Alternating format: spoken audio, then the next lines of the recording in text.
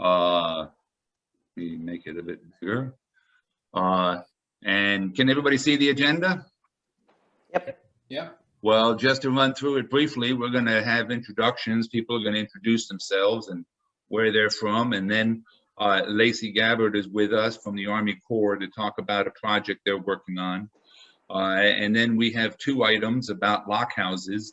One is, well, John has a report that he's done with his class, and then talk about a proposed documentary. And then we have an opportunity for a Kentucky State Fair. And then I want to just briefly talk through this timeline for report development. And so the dream is to have this done by the winter of this coming winter. And then we have three reports, and we can have anything else that we wanted to add on the agenda. Is there anything else we want to add on the agenda? Well, it sounds good. So I'm just going to start off. I'm David Wicks. I'm from Louisville, Kentucky with River City Paddle Sports.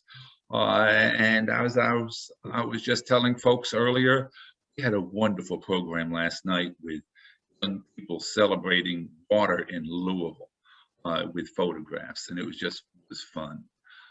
So if we could sort of go on down the list, I'm just going to read you off here and say one interesting project that you've been involved in. So John Stroughton. Hey everyone, nice to be here. I'm an architect. I'm also an instructor at the University of Cincinnati, doing some research work on the Ohio River as specific to introducing more civic kind of public space along the river. And so I'm connecting with David to kind of focus on lock houses, old abandoned lock houses along the river as potential sites of development. Morgan. Hi, I'm Morgan Atkinson, and I'm a filmmaker based in Louisville.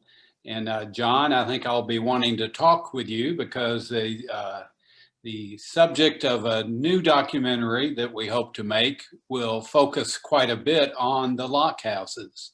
The star of the show is the Ohio River, but I think the lock houses, the way they've been used and sort of neglected, say a lot, serve as a good metaphor for the Ohio River too. Oh, and a project I've worked on, I worked with David and we did a documentary about Beargrass Creek in Louisville. We'll have more time to talk about that as we on the agenda. Billy Bennett.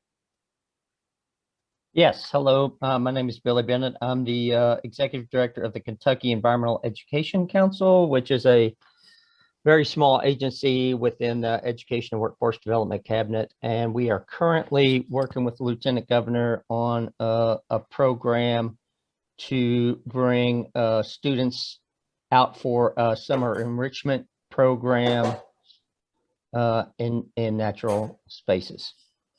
Wonderful. Bridget Taylor.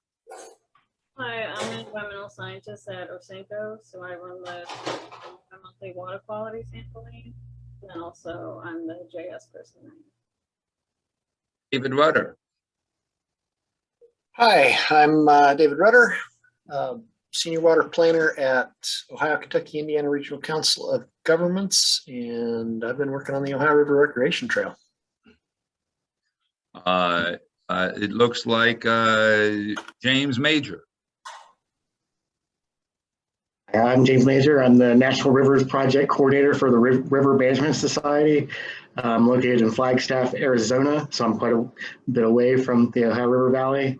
One interesting project that I worked on a while back was making DEMs and orthographic photos from 1935 photography of the Columbia River Gorge pre-dam. Well, and if anybody has any questions about any river in the Ohio River Basin, James can tell you all about it because he has the largest catalog of rivers in the United States. Let's see, Perry Thomas. Yes, I'm Perry Thomas, an environmental scientist with the Kentucky Division of Water, and I did all my graduate work in Flagstaff, where James is, so that community is near and dear to my heart. A project I'm working on right now is that I'm the harmful algal bloom expert for the non-point source section in the Division of Water. And so I'm doing outreach to communities about cyanobacteria as indicators of need to care better for our waters. Here's a little advertisement. June 29th, there is a webinar sponsored by the Ohio River discussion series on harmful algal blooms with 3 research scientists on it. Brewster just got up. Renee. Hi, my name is Renee Donley. My name is Renee Donley, and I am outside of Pittsburgh. I am in Eastern Allegheny County. I am the director of a small watershed group, the Chalfant Run Thompson Run Watershed Association. And we are super excited because the former golf course that the headwaters of our stream run through has just been purchased by the Allegheny Land Trust, and it's going to be protected, and they will start trying to clean up the abandoned mine drainage in it. So that's great, a great win for us. That's just so exciting, you know, and you know, keep track of those stories because, you know, we'd love to share those because it really is about cleaning up and restoring the environment and providing access. Brewster Rhodes. I'm sorry I'm late, guys. This is Brewster Rhodes. I live in Cincinnati. I'm the co-chair, the Ohio co-chair of the Ohio River Recreation Trail. And what was the question? You know, what's one thing you've done in your life? One thing? Okay, I started Paddle Fest. Thank you. Which Paddle Fest is coming up in the first week of August. So August 6th and 7th, biggest in America. Join us. It's a gas. We're gonna top them this year in Louisville. So that's our competition. Did I miss anybody besides Lacey Gabbard? And I'll introduce her in a minute. I didn't introduce myself. Oh, Trish, sorry, go ahead. That's okay. Trish Allison from Pittsburgh, semi-retired teacher, working with a nonprofit to start a new charter school in Pittsburgh. My project last summer was to kayak the Ohio. I made it from Pittsburgh to Louisville, and then I did about 150 miles on the Wisconsin River as well. A true adventure person. Well, without further ado, we want to go on to our agenda. And, you know, this whole process that we're involved with, the Ohio River Basin Plan, was funded by the U.S. Army Corps of Engineers with matching money from the Kentucky Division of Water. And it was funneled through Orsenco and the Ohio River Basin Alliance. There was a little bit of money left over after the plan was published. There was 3 projects that were discussed that could use up some of those funds. Lacey is working with those projects. One of them is to look at a GIS database and what the possibilities are. But the project that relates to us directly is a gap analysis. And one of the pieces that they're looking at doing is doing a pilot gap analysis for our 150-mile stretch. Well, a 250-mile stretch of the Ohio River Recreation Trail from Fort Smith down to West Point. And then to sort of come up with strategies where the gap analysis does not meet everything. So I hope and Lacey is a community planner with the Corps based here in Louisville. I've not met her. I've worked with a lot of her colleagues, and the Army Corps doesn't have Zoom, so she's on voicemail or voice right now. So Lacey, why don't you correct what I've said or introduce yourself further, or you know, the place is yours. Yeah, thank you. Everything you said is just right, spot on. So I'm Lacey Gabbard. I do work with the Army Corps. And like David said, I was given the River Trail access points portion of the 3 projects that were basically created out of the leftover funding. So it's in coordination with Orsenco and Orba's Outdoor Recreation Working Group.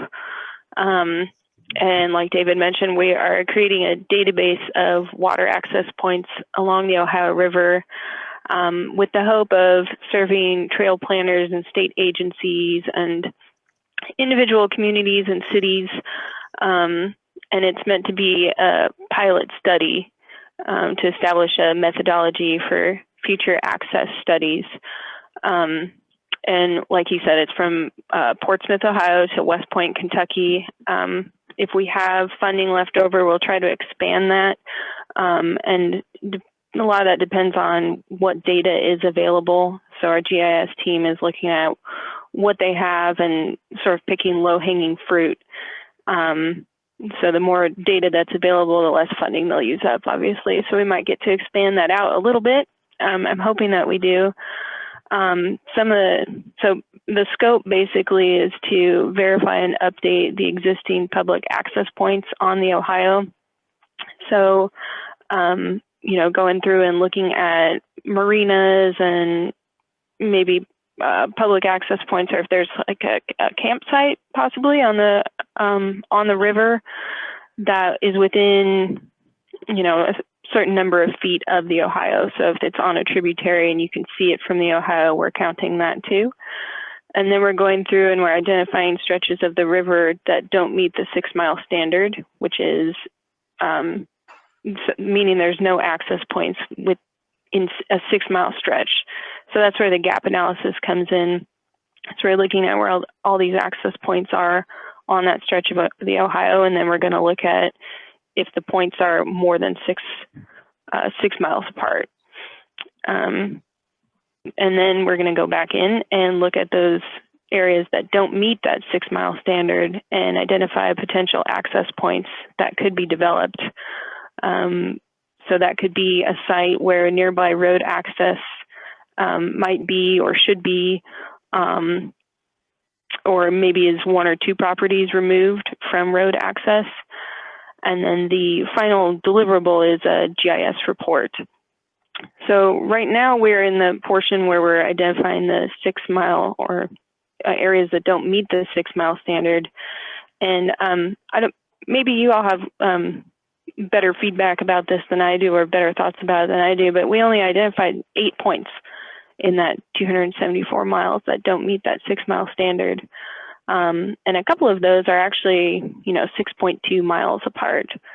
So really not that many places where there aren't already access points within 6 miles of each other. So that's kind of where we are right now, and that's kind of high level information. A lot of this most of this is GIS work.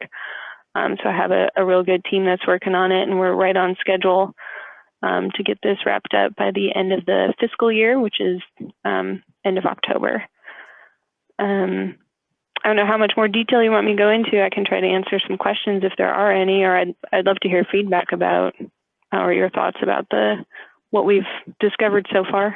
Well, sure, and I'd love to call on Mr. Rudder first, because it looks like he has a question. But before we do that, one of the intents is that this is a pilot, and part of our recommendation for future for our plan that's going to get submitted to Congress is that we do a gap analysis not only on the Ohio River, but on the tributaries to the river. And so trying to figure out what that piece is. So having Lacey say that this is a model that could be done on all of the areas. I'm also fascinated with that potential access points. And that's just a fascinating deal, but I'll have more to ask about that later. But David, you look like you have a question or a comment. I was just kind of wondering where those gaps are. Like what kind of detail information can you share with us about where those particular gaps are at? Yeah, sure. I've got a chart up, so let me kind of, and unfortunately I can't share it because Right. we don't Zoom over here. Let's see. Could you put it in? Let me I see guess if you I don't have chat. If you email it to me, I could call it up right now. But Yeah, let me see if I can. Let me do that real fast. one of the questions I have that David had brought up is he has the Ohio River Digital Guide, which has, a pretty current list of activities and sites. And we certainly hope this matches pretty closely with what we have. Yeah, I was going to ask too, what your data source was within that, and if you did use our data that we've pulled together and collected for the digital guide. I mean, I know we used a lot of information from the Army Corps was one of our sources as we were identifying access points and marinas and everything. But I feel like we've got a pretty extensive list in identifying where the access points are at. GIS, I'm not sure exactly where they're getting all of their data. They have several sources. I know that the Corps has their own data that they're using. I could definitely ask them if you're interested to know, specifically where they got some of this data. I am, as I say, part of that's on a selfish reason as we're looking at expanding the digital guide to the entire river, and where we can get that information. And the Army Corps was going to be one of our sources of getting that additional information, that's outside of our current 274 miles. Let me ask that question, and then I'll hold off because I imagine there might be some more, but okay. Let me reach out and see. Any other questions or thoughts? I have a question. Go ahead. I was wondering, when you're completed with this project, will that data be made available as a shapefile or database object, or in some other way, so that we might be able to cross-reference some of our existing access points here at the National River Project with what you guys have collected? Well, right now it's just in Excel form. A shapefile, I think that because of the stretch of river that we're on, the 274-mile stretch, I'm not sure if we had budgeted for shape files, because this was, it's a gap analysis, so that it wasn't. I mean, I don't think we were with GPS points is fine too, or with light and long, if that's what you guys have. Okay, yeah, yep, that is what we have. I don't know, David, I can't see the screen, so I don't know if you've got it pulled up or if you were able to. I haven't gotten the email yet. Oh, okay, let me see. Maybe it's large. It shouldn't be, it's just an Excel file. Well, it's okay. I think people have seen Excel spreadsheets, and I just think it's very exciting that we're starting that process off to figure out, and adopting the National Park Service standards of every 6 miles. I think that's an important step for us as a group, that we say we would like to have access every 6 miles on the entire Ohio River.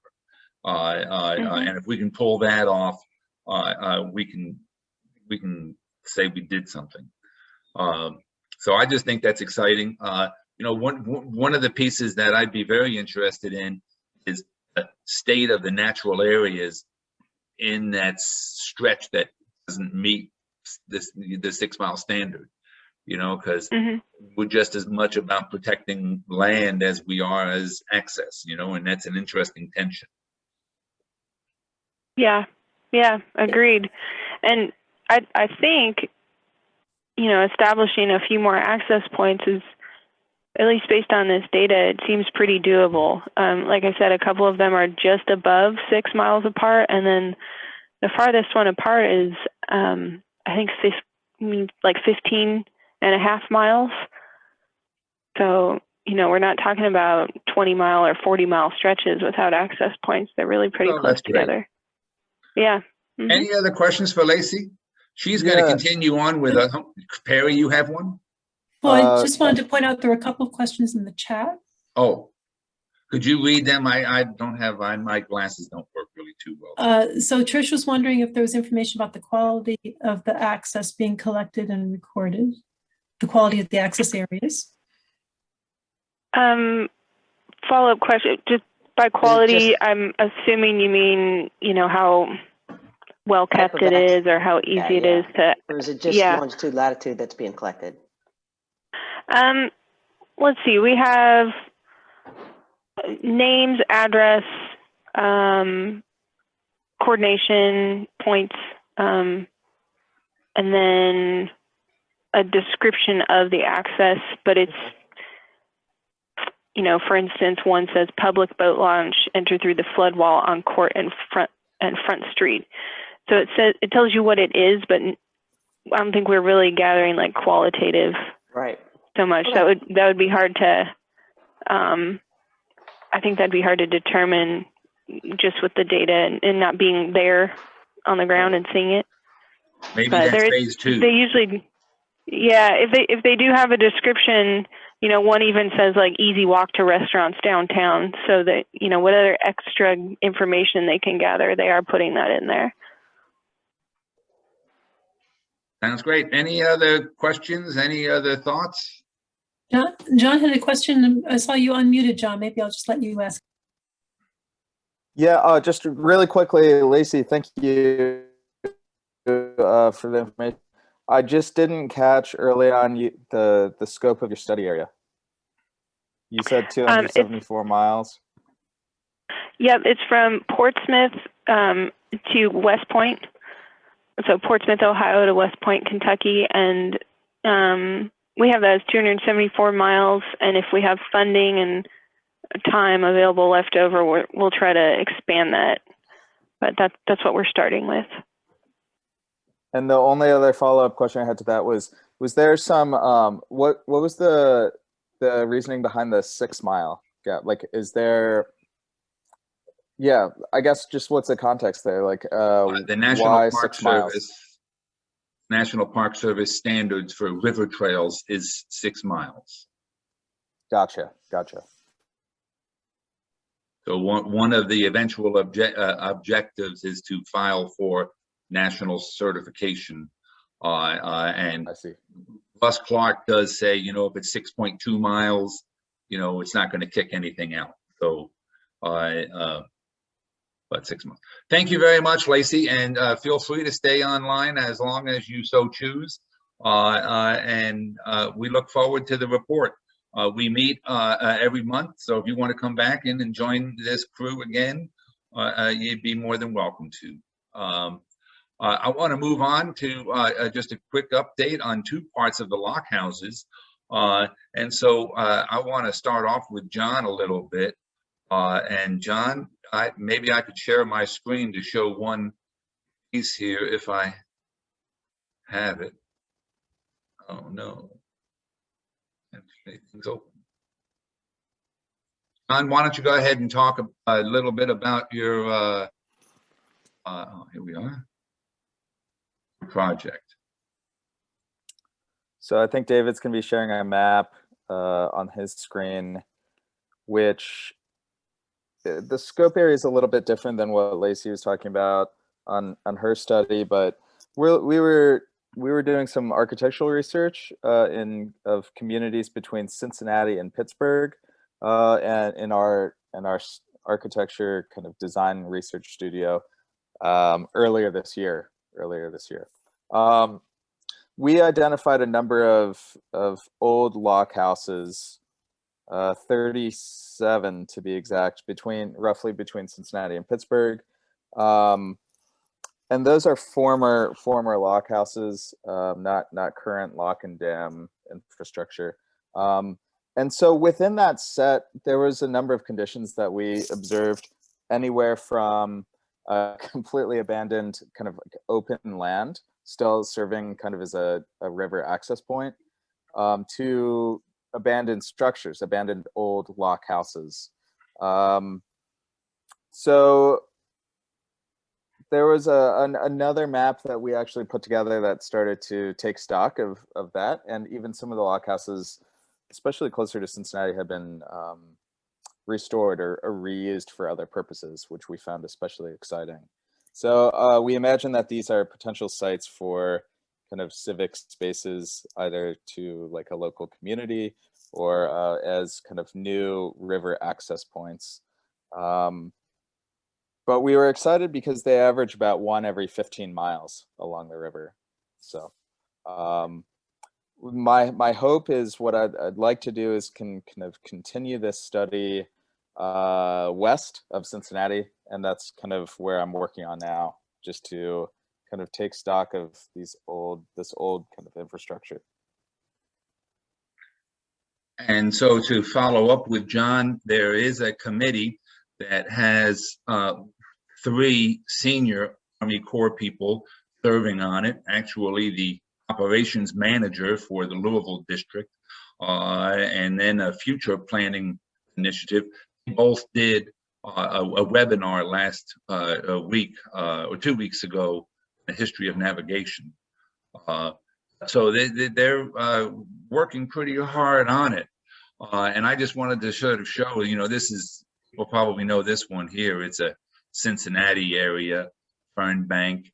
But they have, here's Lafayette, Indiana. This is right outside of Louisville.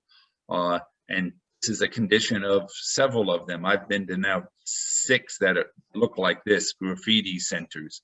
But the interesting thing is all the machinery's still in it. Vanceburg is just like this as well. Here's one that's just upstream of Cincinnati in northern Kentucky. This is for sale right now. This guy over here has been restored, or the 2 houses have been restored. The lock house has not been.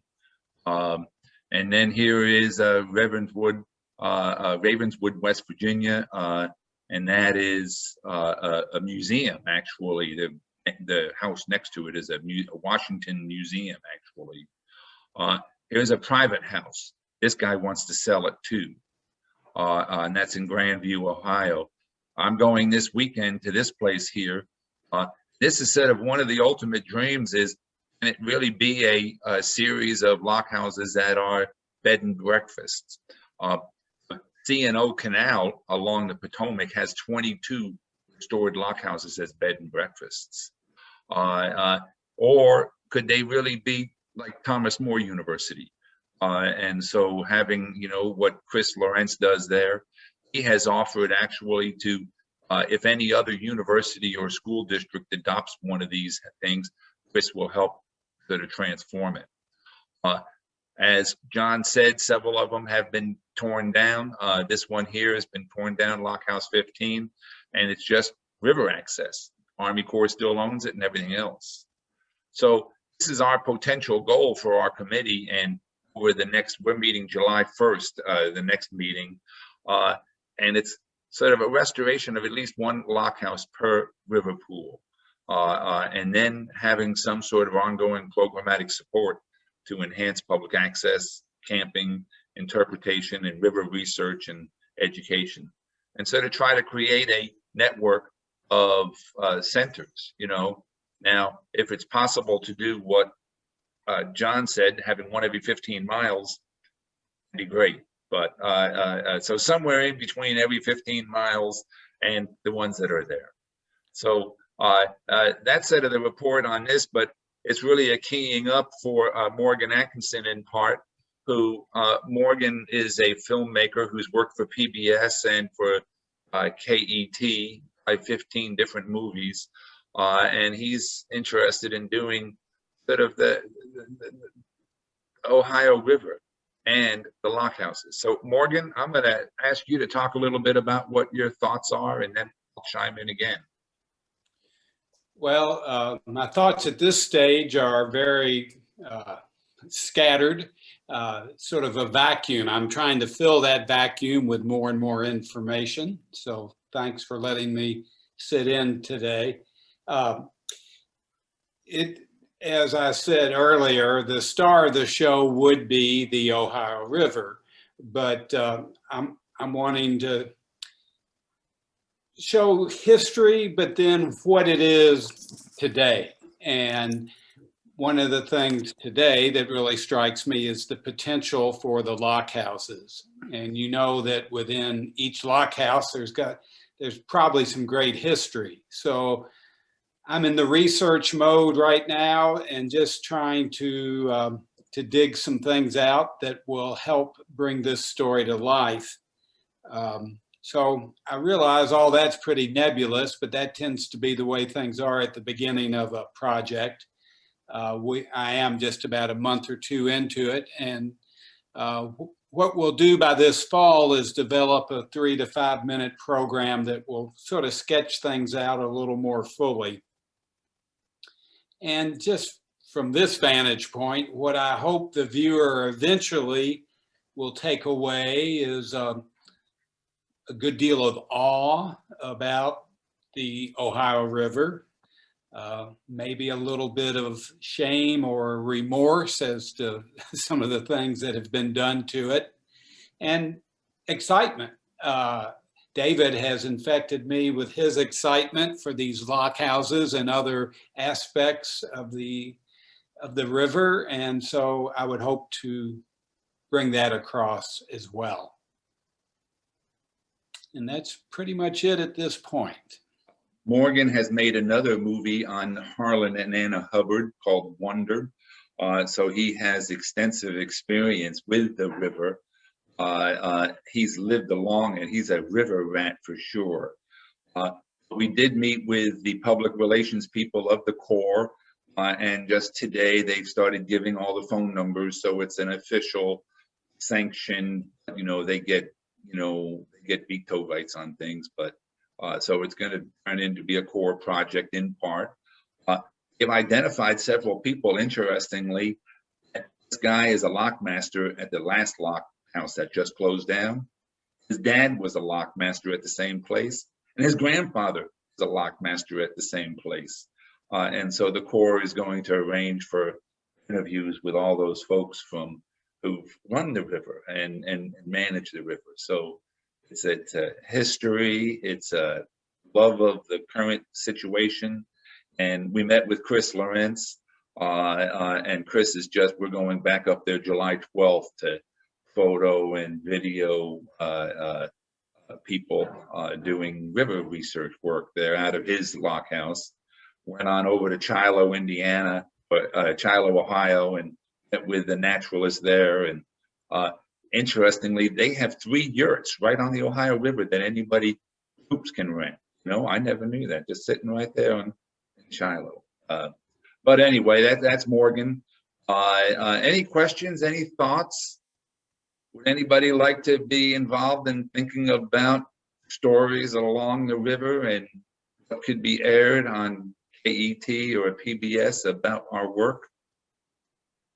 Or any suggested readings? I've just read a good book that just came out this April called Holding Back the River: The Struggle Against Nature on America's Waterways. And it spends about a third of its content on the Ohio, particularly Lock 52. So if there's any books that you think, hey, you need to be paying attention to this, I'm all ears and eyes. Or other projects, we're going to work to get them on a barge and have them float up and down the river for a little bit of time on a barge. We're going to, do all different projects with them. So if you have something that's neat, make sure let us know. One of the things that struck me last summer on my travels that we don't see too much in Pittsburgh, we get some flooding, but a little bit further south, almost everybody I talked to talked about 20 and 30 foot changes in the water level every year. And that shocked me. And so then what that does, how that affects, the one place was a campground and putting their docks in or getting their docks out, and what they have to think about when they're building structures along the river for recreation and things like that, and how they have to take into account the flooding, and then just the architecture. There were oh, I can't remember where, but the houses were, you know, you could see they had a cement block structure, not really a basement, but, you know, a story cement block, but that could be underwater sometimes. And then the house was above that. So I thought that kind of stuff was very interesting. And how the, you know, was it worse? Was it better when there were no locks? How the locks affected that over the years?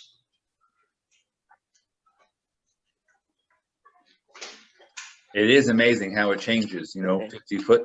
We went to a lock in Leavenworth, Indiana, and interestingly, Leavenworth was the second largest town the U.S. government ever moved for flooding, right near Louisville.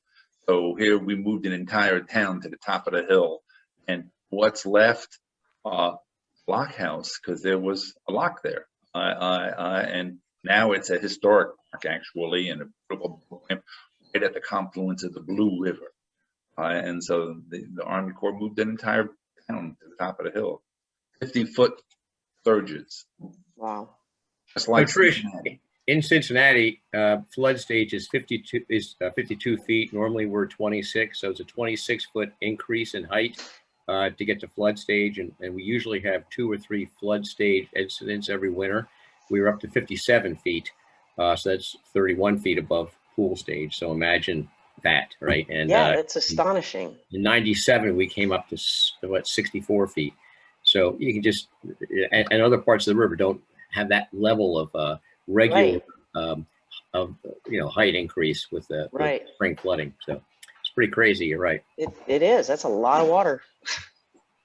You know, we're working with a woman at U of L who's looking at the impact of climate on water and on the rivers, you know, and that's a fascinating topic, Morgan, you know, flooding over the past 200 years, you know, has our management worked? You know, it's an interesting question. And what's the next 200 years? Mm-hmm. Make it a future-oriented movie. Perry, it looks like you're going to make a comment. Well, I have a question. I was wondering, Morgan, David, are you interested in lock houses along the tribs of the Ohio River, or are you really keeping your focus on the Ohio itself? We actually have a woman at Banks from the Kentucky River Keeper who has 12 lock houses on the Ohio or on the Kentucky. And so, no, we're very interested in all of them. The ORBA plan calls for working with the Corps to look at all lock houses.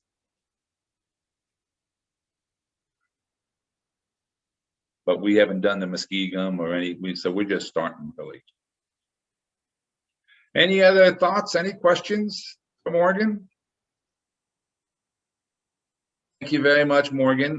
This is going to be a funded deal down the road. So we find that people who contribute ideas are more likely to contribute money. So contribute ideas right now, because, you know, it's just a thought. Moving right along, and we're just going to do this one briefly, unless if people have lots of comments. There is an existing Ohio River exhibit at the Louisville Free Public Library. And the state fair this year, the Kentucky State Fair, has invited that group to do a large exhibit at the Kentucky State Fair. And so while it is Kentucky, we are going to focus on Southern Indiana, and because that's what the exhibit at the State Fair does. It's really going to be exploring water through art and creativity and diversity. And so Perry Thomas and I are on this little committee that we're working through. And it's a fascinating project. 600,000 guests come to the State Fair. And so this will be one of their premier educational exhibits this year, August 20th to the 30th. And so we're currently planning it. Anybody has any ideas? One of the projects could be featuring river towns along the way. So Can we get Augusta or New Richmond or have a small display there as a part of our project? Perry, any comments on the State Fair, how it relates to this committee? Well, one fun aspect of it is that we're planning to include music and the role of the Ohio River in the history of music. So if there are any musicians out there, we could use your input.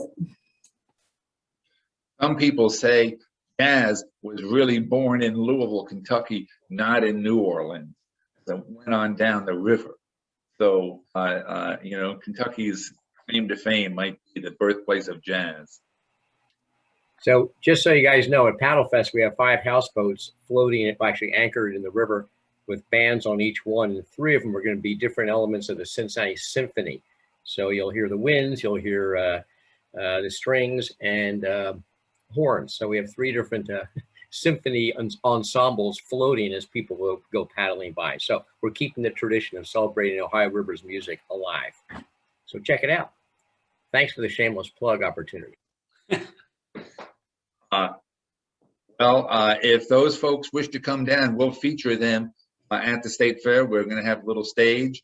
And if you want to replicate those things down there, we'd be honored to have the Cincinnati Orchestra come to the Kentucky State Fair and promote Paddle Fest 2022.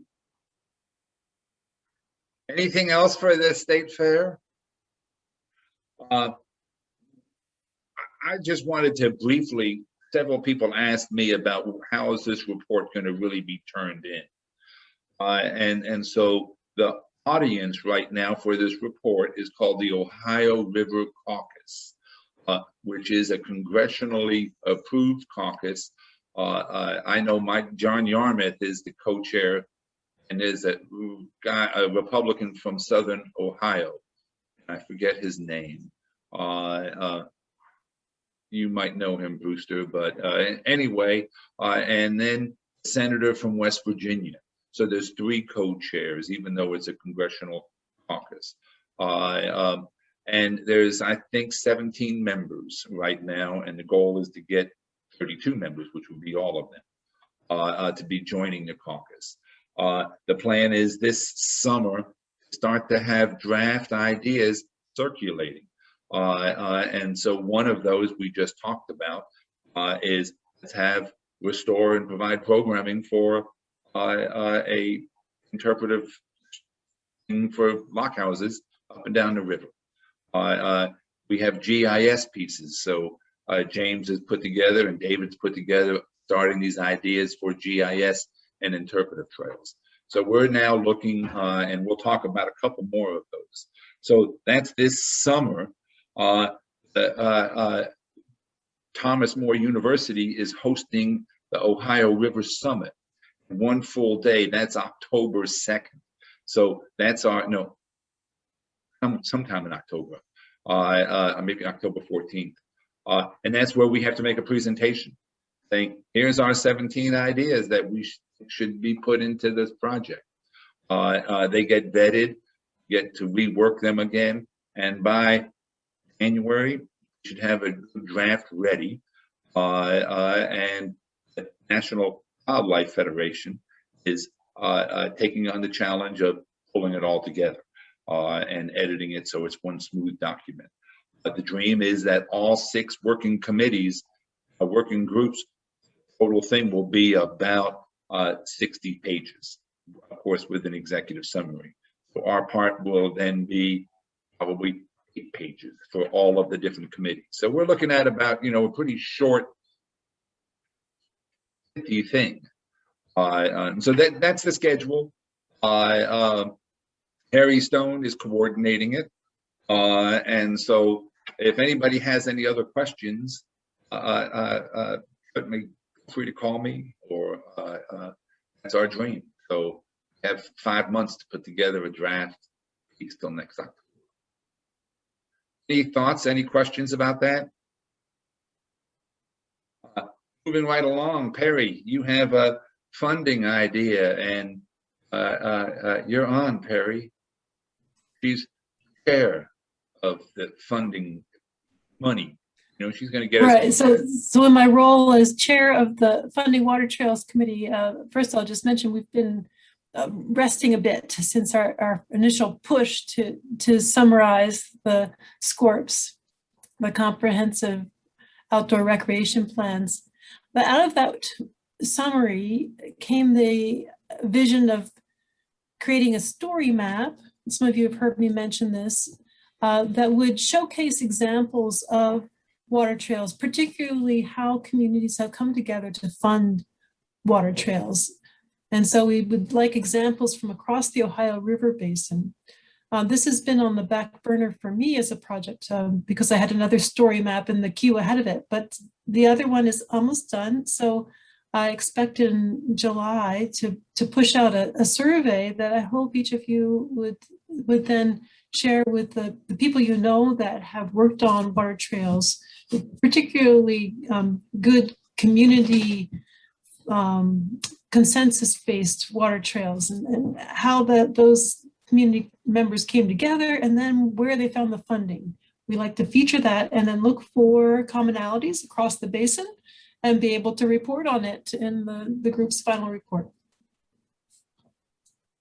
And don't forget, one of the objectives is to think about requesting money from existing silos or money, because that's what this is about, is thinking about we want to get those funds from, just like the Chesapeake Bay gets, or have a dedicated funding stream like the Great Lakes Initiative. So that's our objective. Thank you, Perry. Any other things, any questions? We're going to talk a little bit about greenways with Russ, or has that matured at all? Well, yes, this has become a joint project with Russ. So we're hoping that these water trails are also highlighting the importance of greenways to support our blueways. No, it's just exciting because so many things are going on. Looking at what's happened in northern Kentucky, and correct me if I get this wrong, Brewster, but $11.2 million just finished 2 days ago, going from 7 different cities along the river. Is that accurate, Brewster? Well, it's an 11.5 mile continuous trail that is being completed section by section from Ludlow to Dayton, Kentucky, through Covington and Newport and Bellevue. And they just finished the Covington Riverfront Plaza, which is a 1,300 person amphitheater facing the river, a canoe and kayak put in, a couple of overlooks. It's really cool. Reconnecting Covington, which is shut off from the river with a flood wall, to the river. So it's just wonderful. Oh. And we're also a few weeks away from hopefully having the city in Cincinnati decide on which bid they will accept to redevelop the Cincinnati Marina, the transient boat dock at the public landing, which has been gone for 12 years. So lots of good stuff happening on both sides of the river to reconnect people to it up here. So figuring out how to keep track of all those things, Perry, for this story map would be fascinating. Investments in outdoor recreation. Anything else for Perry or this funding crew? EIS, we have 2 folks who are working on that, David or James. James, why don't you talk a little bit about what you're proposing, and we'll then have David. Sure, and I guess we'll start with the broader picture, because David will zoom you into the Ohio River itself. Our project, the National River Recreation Database and the National Rivers Project, we're like a 30,000 view to try to shop rivers so people can find rivers to paddle, and along with access points to get to those rivers and campgrounds to stay at while they're recreating in these areas. The Ohio River Valley, or a Ohio River watershed, encompasses parts of 14 states. And while there's other projects that will do like main stem stuff, we would be partnering with the people doing the main stem to gather some of their information, but we would be gathering information about a lot of tributaries and other things. For example, Kentucky has 1,900 navigable miles is what one website I saw says, and we'd like to get a great majority of all those on the National River Recreation Database. We originally started off focusing on whitewater, wild and scenic rivers, and water trails, but we eventually like to expand to all floatable reaches. And so we're a nationwide project, but we'd like to focus in on the Ohio Valley, and like David said, like with the scopes such as like the Chesapeake watershed. One of the things that we're thinking about now and trying to incorporate into our proposal is to include our River Studies and Leadership program, which we partner with universities around the country, and students take classes to fulfill a set of requirements, and then have to either present at a conference or write an article for a journal or for our paper and do a swiftwater rescue. So we'd like to partner and try to get funding to sponsor a student in one of the labs there that's a participating school, upkeep data that we collect in the Ohio River Valley or Ohio River Basin once we get the project up and going. So it's sort of a multifaceted approach to keep authoritative and updated information about reaches, access points, and campgrounds. So, it's this certificate program that James was talking about is a fascinating deal.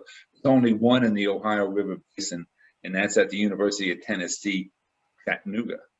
And so I think the idea of building in, interns from the universities to update data is a great idea.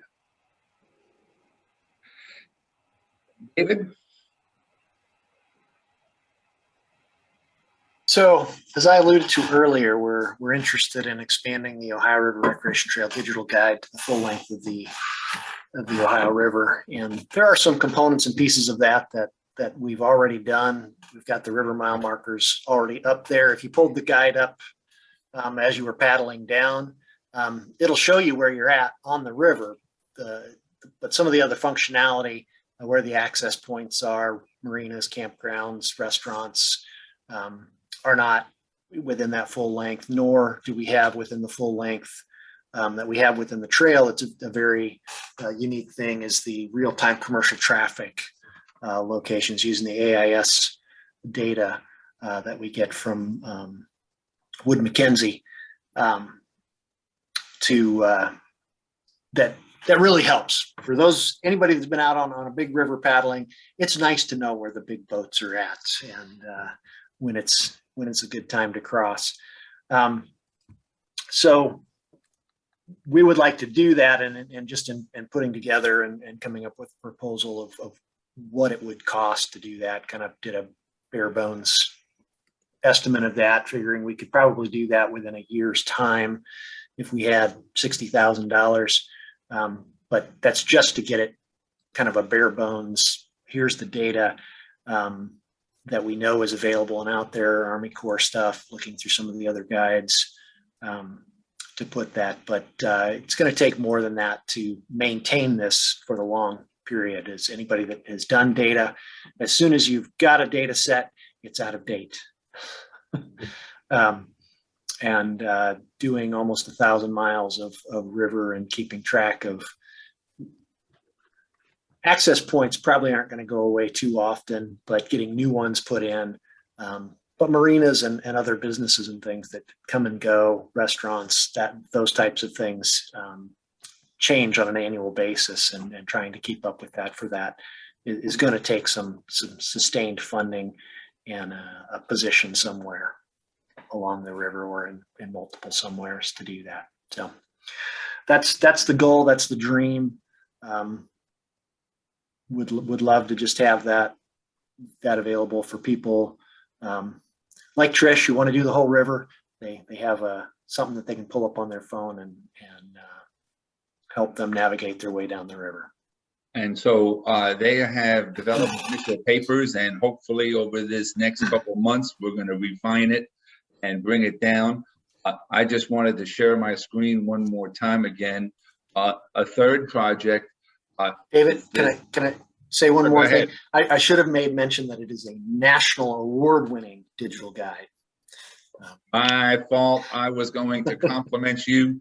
that he has the top planning award for local government in the United States, and it's just wonderful. And it's the Ohio River Guide.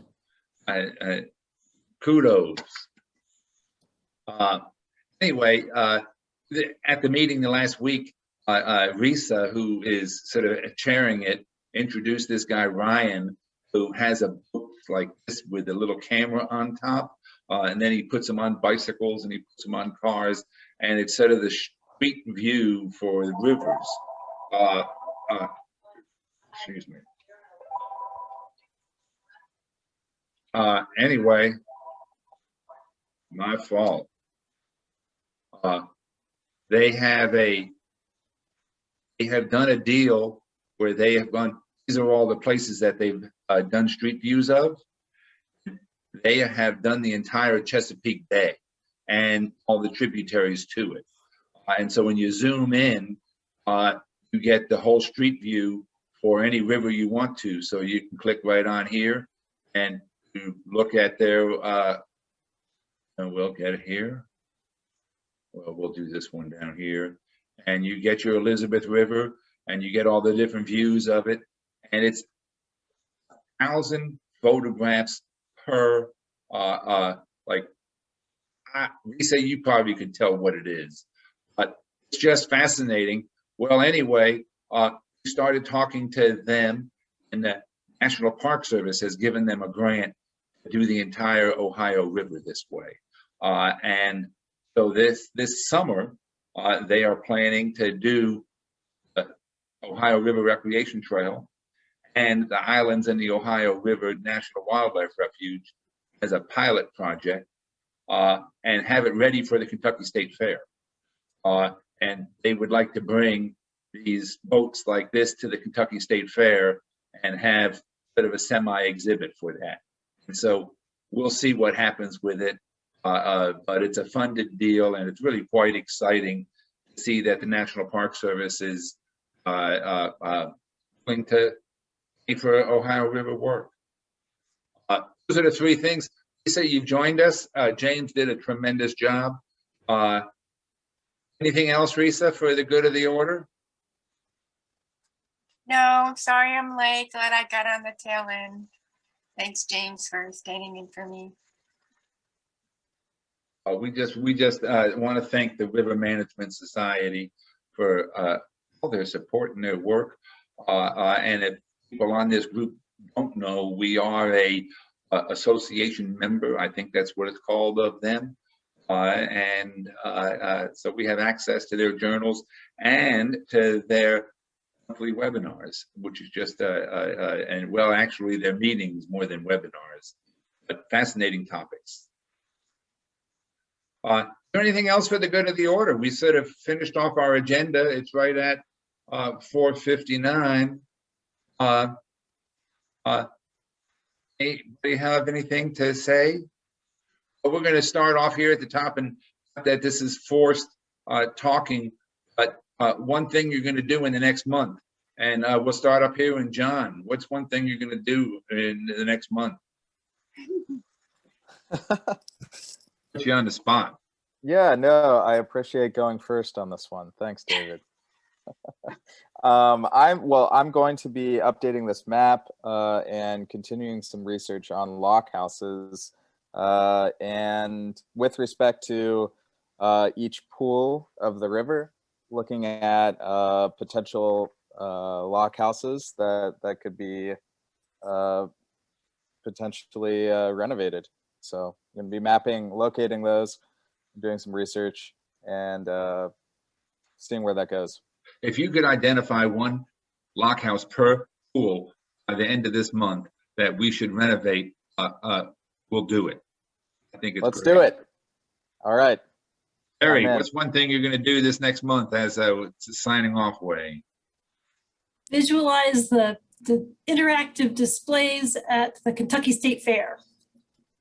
Wonderful, wonderful. Bridget? I'm going to be sampling a lot we're doing a PFAS study, so I'm going to learn how to drive a boat. Yeah, I'm excited. What's one thing you're going to do? Howell to Louisville in a week and a half from Cincinnati. That's it. And hopefully blog all the way along. Mr. Rudder, what's one thing you're going to do for the, in reference to this work? Well, in reference to this work, I was gonna say, I'm We're gonna do going to add that in now. I'm gonna do a 3-day paddle down Paint Creek. It's within the basin. It's, I'll give you something to do if you want. Why don't you take that 3-day paddle and make a classic river trail out of it and put it on the website. Classic description, you know, photographs put in here, narrative. yeah, it's not gonna happen, Dave. Oh. I've taken fewer and fewer pictures these days as I'm out on the water. I'm trying to be in the moment and not be behind my phone so much. James, what's one thing you're going to do? One thing I'm going to do is we're going to try to flesh out how we're going to incorporate the River Studies and Leadership Certificate Program with our proposal to work in the Ohio River Basin. I think you should figure out how to get 6 more universities signed on to be certificate programs. We have full coverage. How about you, Trish? What's one thing you're going to do? You're on mute.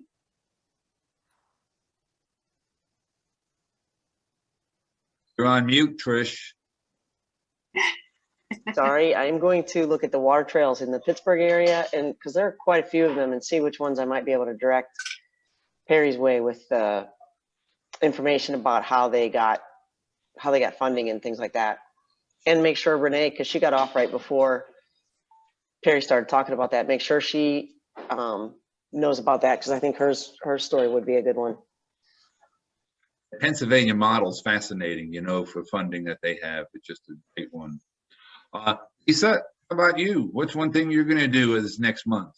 I'm gonna go through paddling guidebooks in the Tennessee and Ohio Basin to figure out how many rivers there are that James can add to the list of those that should go in the digital guide. So because there are paddling guidebooks, there are good ones for every state. So to help him kind of help us get our hands around how many there are besides the basins, the specific basins. So that's my job. What a good deal. And my deal is working with Russ Clark. And here's an interesting one. He's identified 620 RTCA programs that's been conducted in the Ohio River Basin over the past 30 years. Unfortunately, the only thing they've tracked is their time in putting into these projects. They've never gone back and have done an analysis of how many of the 600 have been implemented. How much money has that implementation cost? And what is the outstanding balance if we wanted to implement all 600 of them? So we're going to work through a big data spreadsheet to go start looking at 602 recreation projects. And some of them have turned into amazing things. Tennessee River Line is one example, you know, it just goes on and on and on. So we're engaged. Look forward to next month's meeting.